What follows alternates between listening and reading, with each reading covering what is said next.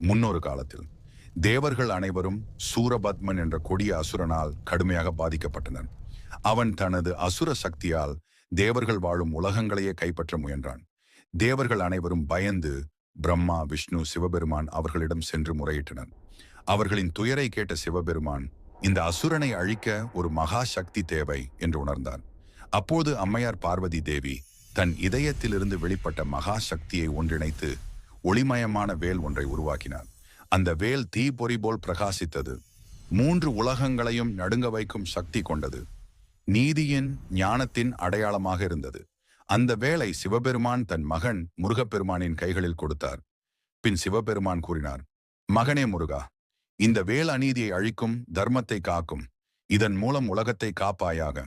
அந்த தருணத்தில் முருகன் இளமை, அழகு, வீரத்துடன் வேலை தாங்கி நின்றார். அவரின் கண்களில் கருணையும் கைகளில் அதீத சக்தியும் ஒளிர்ந்தது. வேலை பெற்ற முருகன் தேவர்களின் வேண்டுகோளை ஏற்று திருச்செந்தூர் கடற்கரையில் சூரபத்மனுடன் கடும் போர் புரிந்தார். இறுதியில் முருகன் தனது வேலை வீசி சூரபத்மனை அழித்தார். சூரபத்மன் 2ஆக பிளந்தான். ஒன்று மயிலானது, ஒன்று சேவலானது. அவை முருகனின் அடையாளங்களாக மாறின. அன்றிலிருந்து வேல் என்பது முருகனின் அதீத சக்தி, ஞானம், தர்மத்தின் சின்னமாக பூஜிக்கப்படுகிறது. வேல் வேல் முருகா என்று சொல்லும்போது அனைத்து தீமைகளும் விலகும் என்பது மக்களின் நம்பிக்கை.